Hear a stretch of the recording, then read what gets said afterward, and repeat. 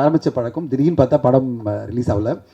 சில காரணங்களால் அந்த படத்தினுடைய கோட்டு தடைகள் அப்படிலாம் பிரச்சனை வரும்போது நான் அப்போ அவர்கிட்ட கேட்டேன், சார் நான் படம் பார்க்க முடியுமா அப்படின்னு கேட்டேன். ஏன்னா எனக்கு ஒரு நம்பிக்கை இருந்தது, ஜிவி சார் ரொம்ப சொல்லிகிட்டே இருந்தார், படம் நல்லா வந்திருக்கு நீங்கள் பாருங்கள் சார் அப்படின்னு சொல்லிட்டு நான் கேட்டேன். சரி சார் வாங்க படம், அதுவரையும் படம் காமிக்கவே இல்லை, நாங்கள் ஆடியோ லான்ச் அப்போ கூட படம் பார்க்க முடியல. சரி ஓகே படம் பார்க்கலாம், நான் போய் படம் பார்த்தேன், எனக்கு ரொம்ப பிடிச்சிருந்தது படம்.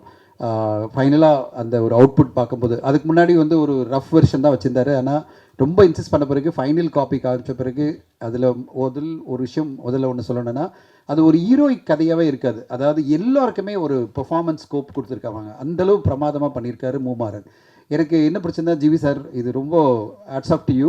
ஒரு ஹீரோயிக் ரோல் இல்லாமல் ஒரு கேரக்டர், அந்த கேரக்டருக்கு நீங்கள் ஜஸ்டிஸ் பண்ணி ரொம்ப பிரமாதப்படுத்தியிருக்கீங்க. Equal importance for Ramesh Thilak, equal importance for எல்லாருக்குமே. அதில் வந்து ஸ்ரீகாந்த் சாருக்கு ஒரு ஈக்குவல் இம்பார்ட்டன்ஸ் இருக்குது. எல்லாருமே தேஜஸ்வினிக்கு எல்லாருமே ஒரு கேரக்டர் ஃபுல்லாகவே இந்த படத்தில் எஸ்டாப்ளிஷ் ஆகும்போது ஒரு நல்ல திரைப்படம் பார்த்த ஒரு திருப்தி நம்மளுக்கு படம் பார்த்து முடிச்சோடனே கிடைக்கும்.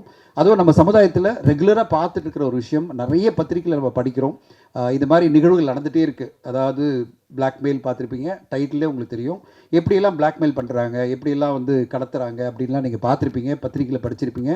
மூமாறன் அவ்வளோ அழகாக திரைக்கதை பண்ணி அவ்வளோ லேயர்ஸோட பல லேயர்ஸில் கதை போயிட்டே இருக்கும். அதில் வந்து ஒரு முக்கியமான கேரக்டரில் வந்து லிங்கா பண்ணியிருக்காரு. லிங்கா அவ்வளோ சூப்பர், அதாவது எனக்கு பிடிச்சது, ஒரு நக்கலான நையாண்டியான ஒரு கேரக்டரு செம்மையாக பண்ணியிருக்காரு. அவர் ஹீரோவை நடிக்கிற தாவூத் படமும் வருது 12ஆம் தேதியில். All the best you, all the best for Dawood. And உங்கள் பாருங்கள், ஒரே டைமில் நீங்கள் ஒரு முக்கியமான கேரக்டர் நடிக்கிற இந்த படமும் வருது, ஹீரோவை நடிக்கிற படமும் வருது, உங்கள் 2 படமும் வெற்றி அடையணும். ஸோ எங்களுக்கு படம் பார்த்து முடித்த உடனே ஒவ்வொரு கேரக்டருமே, பிந்து மாதவிக்கு ஒரு அருமையான ஒரு ரோல், தேஜஸ்வினி ரொம்ப அழகாக யதார்த்தமாக ஒரு ரொமான்டிக் ரோல், இப்படி எல்லாருமே பிரமாதப்படுத்தியிருக்காங்க. ரமேஷ் திலக் வந்து த்ரூ அவுட் த ஃபிலிம் ஒரு ஸ்ட்ராங்கான கேரக்டர் சப்போர்ட்டு. அப்புறம் முத்துக்குமார் சாருடைய கேரக்டர் பார்க்கணும், முதல் முறையாக பார்த்தேன். டான், மிஸ்டர் டான் என்ன டான் இப்படியெல்லாம் பண்ணுறீங்க, அதான் சொல்கிறேன் மாறன், அவரை போய் டான் ஆக்கிட்டீங்க நீங்கள். அந்த டானாவே ரொம்ப அழகாக பண்ணுவார். அதுவும் அந்த பேஸ்மெண்ட்டில் இருக்கிற சீன்லாம் ரொம்ப அருமையாக பண்ணியிருப்பீங்க. என்னடா நம்மளை வச்சு செய்கிறானுங்க அப்படின்னு சொல்லிட்டு செம்மையாக பண்ணியிருந்தாரு. அது எல்லாமே அமைஞ்சு வந்திருக்கு, ஒரு டீமாகவே அவங்க ரொம்ப நல்லா பண்ணியிருக்காங்க.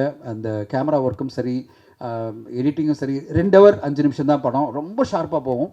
அண்ட் படம் பார்த்து தடாலும் இன்டர்வல் வந்துடுச்சு, என்னடா அவ்வளோ ஃபாஸ்ட்டாக இன்டர்மிஷன் வந்துடுச்சு அப்படின்னு நினைப்போம். அது பிறகு படம் பார்த்து முடிக்கும்போது ஓகே, ஒரு நல்ல திருப்திகரமான ஒரு நல்ல த்ரில்லர், நம்ம யதார்த்தமாக வாழ்க்கையில் பார்க்குற ஒரு நிகழ்வுகளை வச்சு ஒரு கோர்வையான ஒரு கதை பண்ணி மூமாறன் நம்மளுக்கு ஒரு நல்ல படத்தை கொடுத்துருக்காரு, ஒரு திருப்தி வந்தது. அப்புறம் தான் அமல்ராஜ் சார்கிட்ட நான் பேசினேன், சார் நம்ம எப்படி அசோசியேட் பண்ணலாம் சொல்லுங்கள் அப்படின்னு சொல்லிட்டு டக்குன்னு நாங்களாம் ஒன்றா உட்காந்து பேசினோம். பல டிஸ்கஷன், எப்படி வந்து இதை பண்ணி நம்ம கொண்டு வரணும் அப்படின்னு 2-3 மீட்டிங். அது எல்லாமே சக்ஸஸ்ஃபுல்லாக ஒரு அழகான ஒரு டைப்பாக முடிஞ்சது காரணமே தயாளன் தான். தயாளன் சார் தான் நான் நன்றி சொல்லணும். தயாளன் சார் வந்து, சார் நம்ம பண்ணுறோம் சார், இந்த படத்தை பண்ணுறோம் சார், கொண்டு போகிறோம் சார், எல்லாம் பண்ணுறோம் சார். அமல்ராஜ் சார் வந்து பிடிவாதம் பண்ணுறாரு, இது பண்ணி ஆகணும், இப்படி பண்ணிடலாம் அப்படி பண்ணிடலான்னு. அமல்ராஜ் சாரும் சரி போராடுறார். உண்மையிலே அமல்ராஜ் சார் மிகப்பெரிய போராட்டம் உங்களுது. ஆனால் இந்த போராட்டத்துக்கு முடிவு 12ஆம் தேதி வரும், உங்களுக்கு வெற்றி கிடைக்கும். கண்டிப்பாக நம்முடைய ஃபுல் கான்ட்ரிபியூஷன் இருக்கும். இது அவ்வளோ ஈஸி இல்லைங்க, படம் எடுக்கிறது அவ்வளோ ஈஸி இல்லை. பத்திரிகை ஊடக நண்பர்களுக்கு எல்லாரும் தெரியும், ஒரு படம் எடுத்து வெளிவரும்போது எவ்வளோ பெரிய சிக்கல்கள் இருக்குதுன்னு உங்களுக்கு தெரியும். அவ்வளோ பெரிய சிக்கல்கள் இந்த படத்துக்கு வந்து பார்க்கும்போது எனக்கே அப்படியே இவ்வளோ பிரச்சனையாக ஒரு படத்துக்கு, இங்கே பிரச்சனை அங்கே பிரச்சனை இங்கே பிரச்சனை, எல்லாத்தையும் கூட இருந்து நம்மளால் முடிஞ்ச விஷயத்தில் நம்ம கான்ட்ரிபியூட் பண்ணி அந்த பிரச்சனையிலேருந்து அவரை வெளியில் கொண்டு வரணும். அட் த சேம் டைம் இத்தனை பிரச்சனைகளை ஒரு மனுஷன் ஹேண்டில் பண்ணும்போது ப்ரொமோஷனும் பண்ண முடியாது. நான் அப்போ தான் சொன்னேன், சார் நீங்கள் இது விட்டுருங்க, நீங்கள் இந்த பக்கம் வராதிங்க, நான் பார்த்துக்கிறேன், இதெல்லாம் நான் டிஸ்ட்ரிபியூஷனு ரிலீஸு ப்ரொமோஷன் எல்லாத்தையும் நான் பார்த்துக்கிறேன், ஃபண்ட்ஸ் இதெல்லாம் நம்ம பார்த்துக்கலாம், நீங்கள் மீதி ப்ராப்ளம்லாம் சால்வ் பண்ணுங்கள், உங்களுக்கு பல பிரச்சனைகள் இருக்குது, பல அசோசியேஷன்லேருந்து பிரச்சனை வருது, அதெல்லாம் சால்வ் பண்ணுங்கள் அப்படின்னு நான் சொன்னேன். அதை தான் அவர் பண்ணிகிட்ருக்காரு, ரொம்ப சக்ஸஸ்ஃபுல்லாக பண்ணிகிட்ருக்காரு. ஒரு பெரிய லெவலில் டிஸ்ட்ரிபியூஷனும் இந்த படத்துக்கு வந்து நம்மளுக்கு படத்துக்கு டைப்பெல்லாம் அமைஞ்சு அடுத்த வாரம் ஒரு நல்ல ரிலீஸ் இந்த படம் அமையப்போகுது 12ஆம் தேதி. ரொம்ப நம்பிக்கையோடு காத்திருக்கிறோம். உங்களுக்கு படம் பிடிக்கும் நான் ரொம்ப நம்புகிறேன். ஏன்னா ஒரு ரெஸ்பான்சிபிளான, சோஷியலி ரெலவெண்ட்டான, எல்லோருக்கும் ஈஸியாக கனெக்ட் ஆகக்கூடிய ஒரு நல்ல த்ரில்லரை வந்து மாறன் அவர்கள் நம்மளுக்கு கொடுத்துருக்காரு. ஒரு பொறுப்புணர்ச்சியோடு கொடுத்துருப்பார். இதில் எந்த வணிக காம்ப்ரமைஸு அப்படிலாம் எதுவுமே இல்லாமல், அதாவது கமர்ஷியல் காம்ப்ரமைஸுக்காக ஆக்ஷன் சீக்வன்ஸ் அப்படிலாம் இல்லை. தேவைப்படுற இடத்துல மட்டும்தான் அந்த ஆக்ஷன் இருக்கும், தேவைப்படுற இடத்துல எல்லா எமோஷனும் கரெக்டாக மாறன் நம்மளுக்கு கொடுத்துருக்காரு. அவருக்கு இந்த படம் ஒரு மிகப்பெரிய வெற்றி அடையணும். அதுதான், அந்த வெற்றி தான் அமல்ராஜ் சாருக்கு ஒரு பெரிய வெற்றியாக மாறும். அந்த நம்பிக்கையில் தான் நான் காத்துட்ருக்கேன். நான் என்னால் முடிஞ்ச மேக்ஸிமம் உழைப்பை நான் கொடுத்துட்ருக்கேன். அண்ட் அதுக்கு எல்லா ஊடக நண்பர்களும் பத்திரிகை நண்பர்களும் சப்போர்ட் பண்ணிங்கன்னு எதிர்பார்க்குறேன். பார்க்குறேன். இந்த நேரத்தில் ஒரே ஒரு விஷயம் தான் சொல்ல விரும்புகிறேன். சினிமா இன்றைக்கி பெரிய சேலஞ்சான ஒரு சுச்சுவேஷனில் இருக்குது. அவ்வளோ நெகட்டிவிட்டி, அவ்வளோ பேர் இறங்கி ஒவ்வொரு படத்தையும் எப்படியாவது கொலாப்ஸ் பண்ணணும், எப்படியாவது வந்து ஓட விடக்கூடாதுன்னு ஒரு பெரிய கும்பலை இயங்கிட்டு இருக்கு. பத்திரிகை நண்பர்கள் மட்டும்தான் சப்போர்ட்டாக இருக்கீங்க.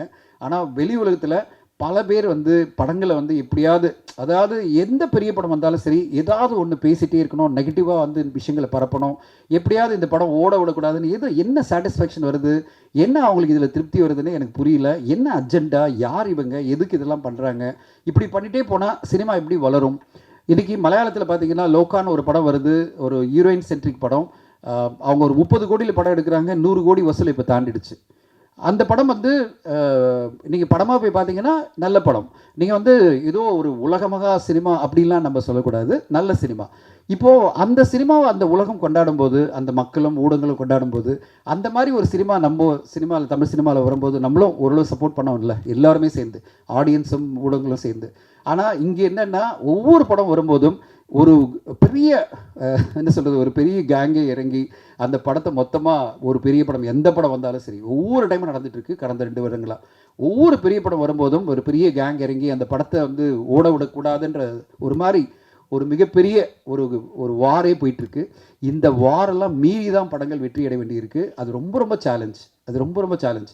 மக்கள் இன்றைக்கி நான் வந்து பல பேர்கிட்ட நான் கேட்குறேன், பல ஃப்ரெண்ட்ஸ் கிட்ட கேட்குறேன், என்னோடய ரிலேட்டிவ்ஸ்லாம் நான் ஒரு ஃபங்க்ஷன் போயிருந்தேன், ஒரு 100 பேரோட நான் ஒன்றா உட்காந்து பேசிட்டே இருக்கேன். அவங்க எல்லாருமே சொல்கிறது, சார் யூடியூப்பில் இப்படி வந்துருச்சு சார், இதில் இன்ஸ்டாவில் இப்படி வந்திருக்கு சார், இதுக்கு பிறகு எப்படி சார் இந்த படத்தை பார்க்கணும் அப்படின்ற ஒரு மனநிலைக்கு வந்துட்டாங்க.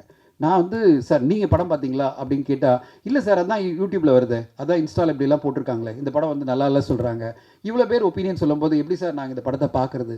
அப்போது எவ்வளோ பேருடைய மைண்டை வந்து மாத்திர ஒப்பீனியன் பவர் வந்து எல்லார் கையிலும் இருக்குது. அந்த கிடைக்கிற அந்த பவரை அவங்க எப்படி யூஸ் பண்ணுறாங்க, அதுதான் வந்து ஒரு இண்டஸ்ட்ரிக்கு நல்லாயிருக்கும். ஆனால் இவ்வளோ பேர் மிஸ்யூஸ் பண்ணுறாங்க. இவ்வளோ பேர் வந்து ஒரு திரைப்படம் ஓட விடக்கூடாது, ஏதோ ஒரு மிகப்பெரிய அந்த திரைப்படம் இந்த சமுதாயத்தை கெட்டுரும், அதாவது கெடுத்து விட்டுருன்ற மாதிரியே இவங்க பண்ணுறது சினிமாவுக்கு நல்லதில்லை. சினிமா நல்லா இருக்கணும் அப்படின்னா எல்லோருமே தட்டி கொடுத்து, குறைகளும் சொல்லணும், என்ன குறைகள், எது நல்லா இல்லை, எது நல்லா இருக்குது, அதை சொல்லி தட்டி கொடுத்து ஒருத்தரையும் அப்ரிஷியேட் பண்ணி கொண்டு போகணும். அதை நீங்கள் எப்போவுமே சிறப்பாக பண்ணுறீங்க, அதே மாதிரி உலகமெல்லாம் சிறப்பாக பண்ணணும். இந்த நோக்கம் வந்து உங்களுக்காக நான் சொல்ல, என்ன நீங்களும் அதை பண்ணிகிட்ருக்கீங்க. இந்த ஸ்பீச் மூலமாக இந்த விஷயம் வெளியில் போகிற, இந்த வீடியோவை பார்க்குற எல்லோருமே கொஞ்சம் பேர் மாறினாலே போகிறோம். இவ்வளோ பேர், ஆயிரக்கணக்கான பேர் இறங்கி ஒவ்வொரு திரைப்படத்தையும் பாதிக்கணும்னு அவசியமே கிடையாது. நீங்கள் அதனால் எந்த கெயினும் கிடையாது. அதை விட்டுட்டு நல்ல சினிமாக்களை நம்ம ஆதரிக்கணும். அட் த சேம் டைம் நம்ம பார்க்கக்கூடிய ஒரு படம் தான், அதுக்கு வரைஞ்சி கட்டிட்டு எதிர்ப்பு தெரிவிக்காமல் நம்மளால் முடிஞ்ச ஒரு ஆதரவு கொடுத்துட்டோ இல்லை ஒதுங்கியோ போகலாம்.